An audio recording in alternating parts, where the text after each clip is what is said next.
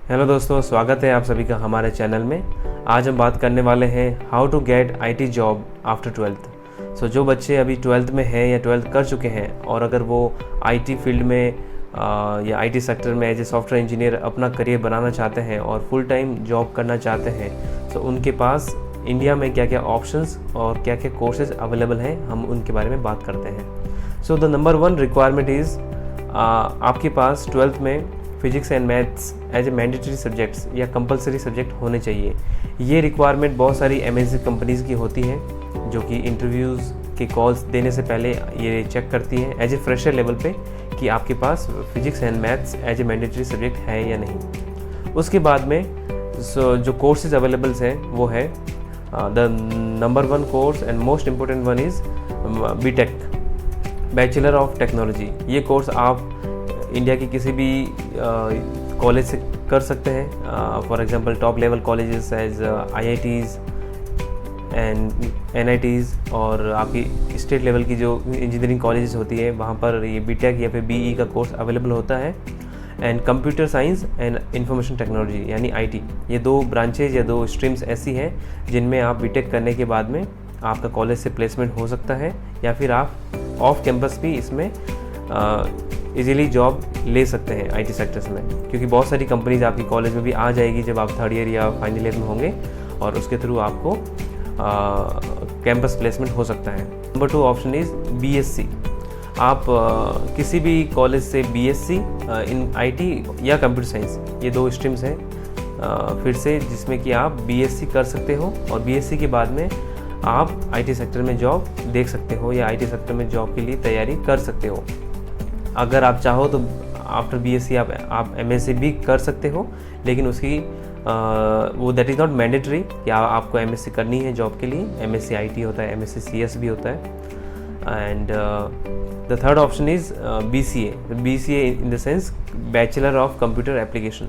BCA भी आप कर सकते हो। बीसीए के बाद आप जॉब देख सकते हो, जॉब मिल सकती है आपको। अगर आप एमसीए भी करना चाहते हो जो कि फर्दर एक 2 to 3 ईयर्स का कोर्स है, अगर आप बीसीए प्लस एमसीए करते हो so that is going to be your 5 years integrated program. After MCA भी आप जॉब में जा सकते हो आईटी सेक्टर में। तो ये जो कोर्सेज हैं सारे बीटेक, बीएससी, बीसीए, एमसीए, ये सारे कंप्यूटर प्रोग्रामिंग एंड कंप्यूटर में सॉफ्टवेयर डेवलपमेंट के कोर्सेज हैं जिनके थ्रू आप फुल टाइम सॉफ्टवेयर इंजीनियर की जॉब पा सकते हो।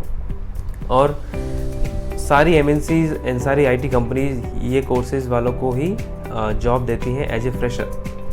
ठीक है, तो ये सारे टेक्निकल ऑप्शंस हो गए, टेक्निकल कोर्सेज हो गए जो कि आप इंडिया में 12th के बाद कर सकते हो, जिससे कि आप आईटी सेक्टर में या सॉफ्टवेयर फील्ड में अपना करियर बना सकते हो।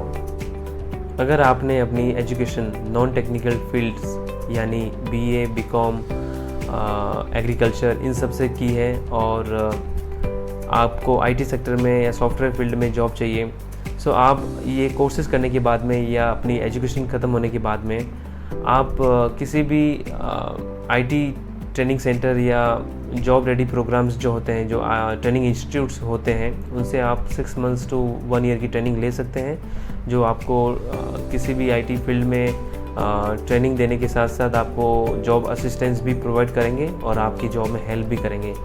आपकी शुरुआत एक छोटी कंपनी से हो सकती है और थोड़ी कम सैलरी से होगी in comparison to BTech and MCA students, लेकिन आप आईटी सेक्टर में अपने करियर की शुरुआत कर सकते हैं।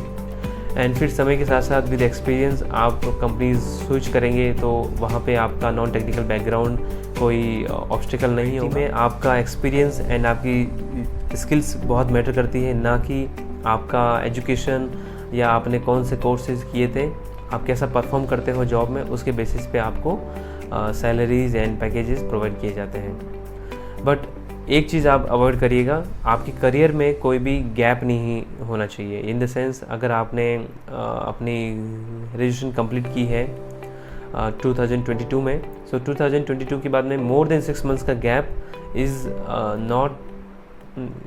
नॉट एक्सेप्टेबल और नॉट एडमायरेबल। आपका वो गैप जो होता है वो गैप को बहुत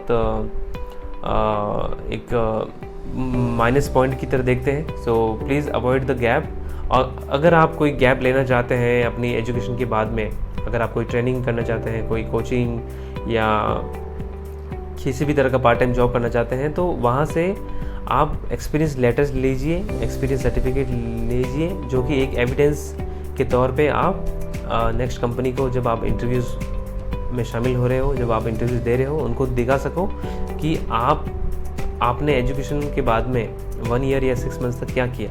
सो वो एक पॉइंट हो सकता है। इसके अलावा IT is open, IT sector is open for everyone and anyone can come to IT sector. Okay, thank you very much.